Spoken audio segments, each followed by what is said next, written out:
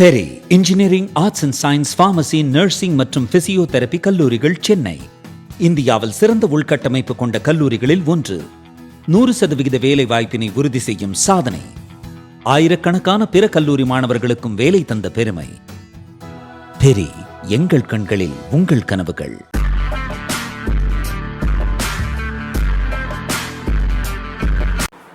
வணக்கம் ஜெயன்.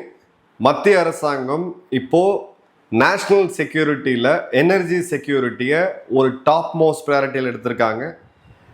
ஏன் அப்படின்னா இப்போ எனர்ஜி கிரைசிஸ் இந்தியாவே அசிச்சு பார்க்கக்கூடிய அளவுக்கு ஒரு மிகப்பெரிய பிரச்சனையாக மாறி இருக்கு. நம்மளை எல்லாருடைய வாழ்க்கையுமே இருக்குது. இந்த மேசிவான ஷேக்கப், சில பயங்கரமான அதே மாதிரி வேகமான முடிவுகளை அரசாங்கம் எடுக்கிறாங்க.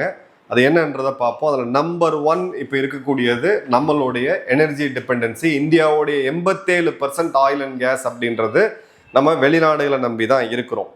அப்போது இந்த குறிப்பிட்ட வளம் ஆயில் அண்ட் கேஸ் நம்மக்கிட்ட இருக்கா இல்லையா அப்படின்னு கேட்டிங்கன்னா இப்போதைக்கு நம்மக்கிட்ட கம்மியாக இருக்குது. அப்போ இதுக்கான முன்னெடுப்பு என்ன அப்படின்னா, இருக்கா இல்லையான்ற அந்த எக்ஸ்ப்ளோரேஷன் அப்படின்றது வேணும். இந்தியாவுடைய பிக்கஸ்ட் ஹண்ட்டு, வரலாற்றிலே இல்லாத அளவுக்கான ஒரு புதையல் வேட்டையை இந்திய அரசாங்கம் இப்போ ஆரம்பிக்க போகிறாங்க. சமுத்திர மந்தன் அப்படின்ற மிஷன் அப்படின்ற பேரில் இப்போ ஓஎன்ஜிசி நம்ம ஏற்கனவே பேசியிருக்கோம். $20 பில்லியன் அளவுக்கான ரிக் டெண்டர், கிட்டத்தட்ட 18,000 கோடி அளவுக்கான 19,000 கோடி அளவுக்கான டெண்டரை கொடுத்துருக்காங்க. 2015 26 வரைக்கும் ஒரு 172 லைக்லி பிளேசஸ் இங்கெல்லாம் ஆயில் அண்ட் கேஸ் இருக்குன்னு சொல்லி ஐடென்டிஃபை பண்ணோம். அதே மாதிரி பார்த்தீங்கன்னா 1 மில்லியன் ஸ்கொயர் கிலோமீட்டர், 10 லட்சம் ஸ்கொயர் கிலோமீட்டர். இது பல காரணங்களுக்காக, என்விரான்மெண்ட் அப்படி இப்படின்னு சொல்லி பல காரணங்களுக்காக நோ கோ ஜோன், இங்கெல்லாம் கையை வைக்கக்கூடாதுச்சு. அந்த இடத்துலையும் இப்போ போய் ஆயில் அண்ட் கேஸ் அப்படின்றத தேட போகிறாங்க. நியூஸ் 18 நிறுவனம் இதை ஒரு ஆய்வாக பப்ளிஷ் பண்ணியிருந்தாங்க. இவங்க தான் நியூஸ் பிரேக் பண்ணியிருந்தாங்க. Biggest ever offshore oil and gas survey அப்படின்றது தான் இந்த ப்ரோக்ராம். நேரடியாக directorate general of hydrocarbons, DGH, இது பெட்ரோலியம் மினிஸ்ட்ரியோட ஒரு மிக முக்கியமான வெர்டிக்கல். இவங்க டைரக்டாக பண்ணுறாங்க. இந்த ப்ரோக்ராம் பேரு அப்படின்றது பார்த்தீங்கன்னா சமுத்திர மந்தன்.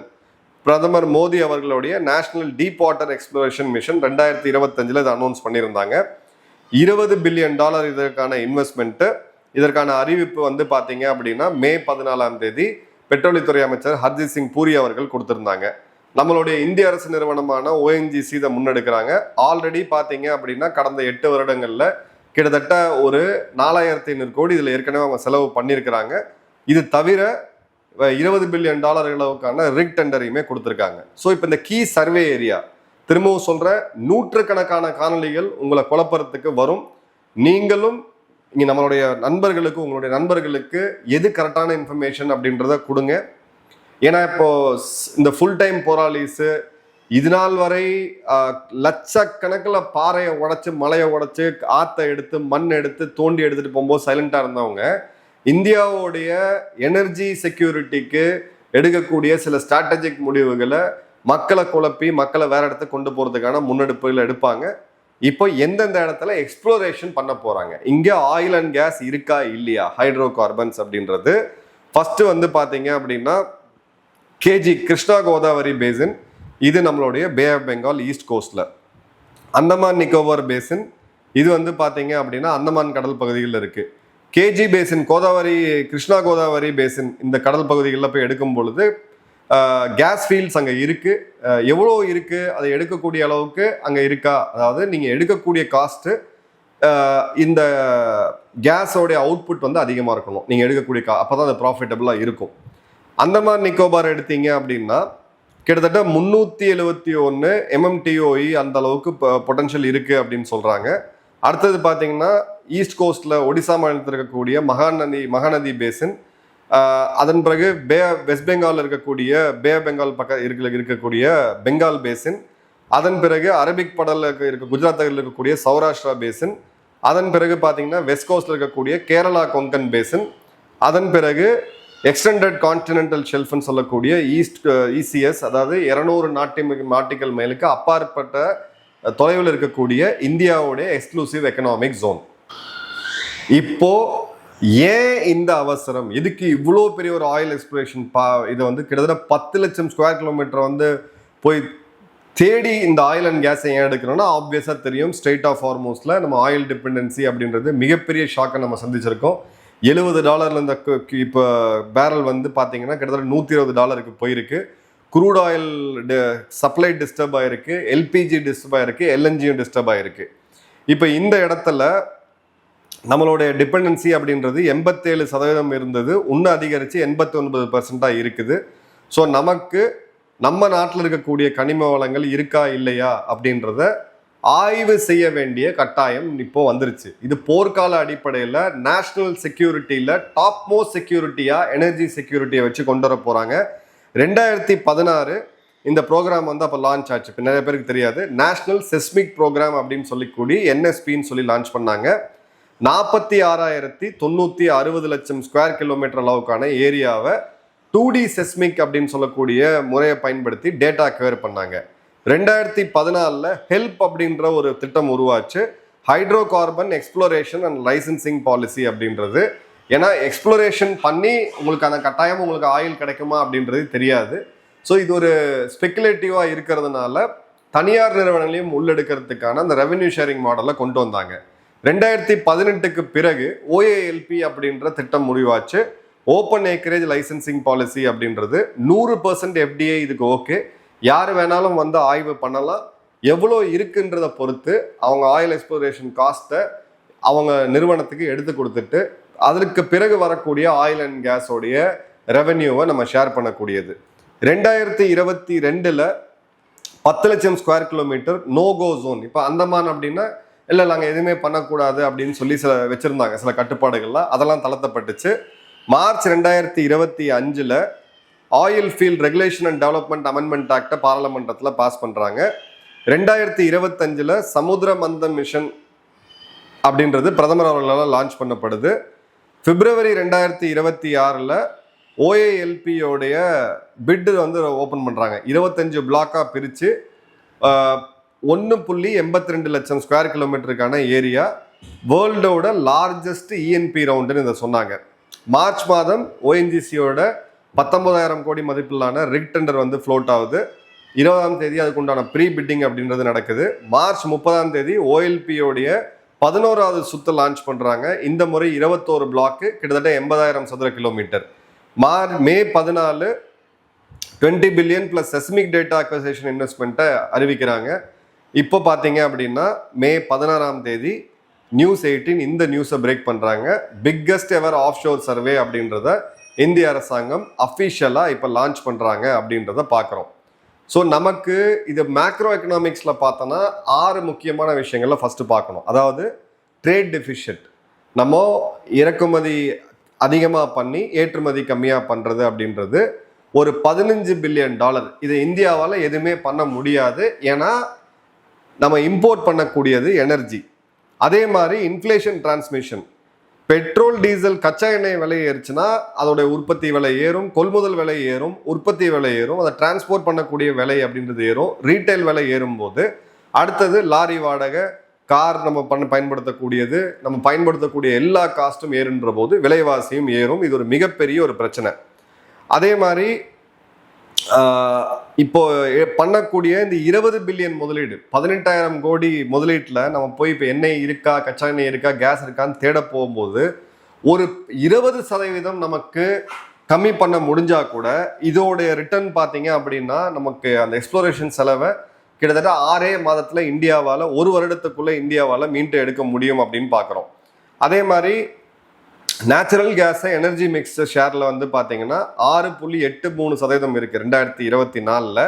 இப்போ அதை 15% ஆக்க போகும்போது நமக்கு கச்சா எண்ணெய் இல்லையாட்டும் பிரச்சனை இல்லை, கேஸ் இருந்தாலே அதை வச்சு நம்ம வந்து கொண்டு வர முடியும். அதே மாதிரி பார்த்தீங்க அப்படின்னா இந்த இடத்துல FDA நமக்கு பெரிய அளவுக்கு உள்ள வரும். ஏன்னா OALPயோட ரிஃபார்ம்ஸ் படி வெளிநாட்டு நிறுவனங்கள் 100% வந்து இன்வெஸ்ட் பண்ணலாம். So BP, Exxon Mobil, Total Energy, Shell, Petrobras, நம்மளுடைய நயரா போன்ற நிறுவனங்கள் இந்த இடத்துக்கு உள்ளே வருவாங்க அப்படின்றத பார்க்குறோம்.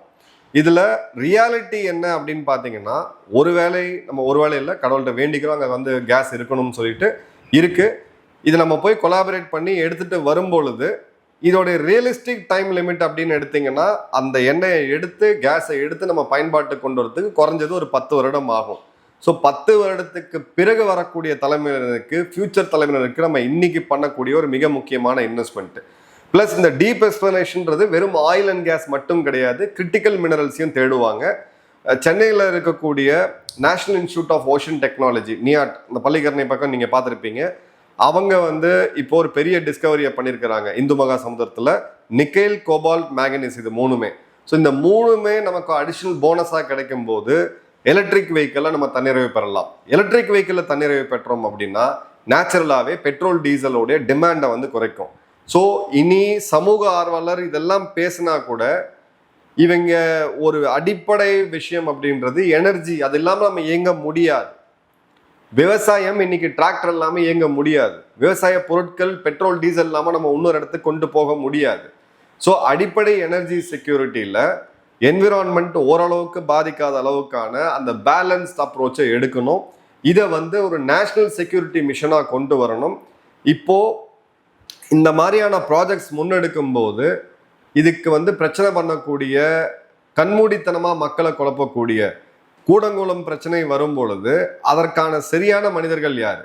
அணுசக்தி விஞ்ஞானியாக இருந்த சிதம்பரம் அவர்கள், அப்துல் கலாம் ஐயா அவர்கள், பெரிய பெரிய அந்த சப்ஜெக்ட்ல துறை ரீதியா உலகமே திரும்பி பார்க்க வைக்கக்கூடிய அவ்வளோ மாமனிதர்கள் இருக்காங்க. அந்த எக்ஸ்பர்ட் சொல்லணும்.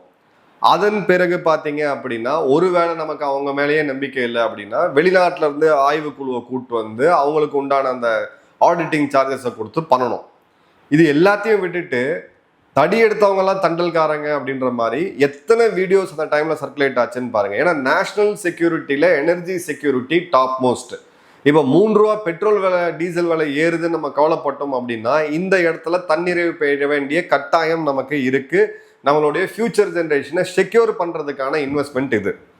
இப்போ அடுத்தது பார்த்தீங்க அப்படின்னா நமக்கு ஆயில் அண்ட் கேஸ் இன்ஸ்டலேஷன் அப்படின்றது கிரிட்டிக்கலான நேஷனல் இன்ஃப்ராஸ்ட்ரக்சர். இப்போ சைனாவோடைய பிரசன்ஸ் அப்படின்றது இந்த கடல் பகுதிகளில் அவங்க மேப் பண்ணிக்கிட்டே இருக்காங்க. அவங்களுடைய யாங்வாங்னு சொல்லக்கூடிய இந்த டூயல் யூஸ் சர்வே கப்பல்கள் எல்லாமே ஓஷன் ஃப்ளோரை மேப் பண்ணிக்கிட்டு இருக்காங்க.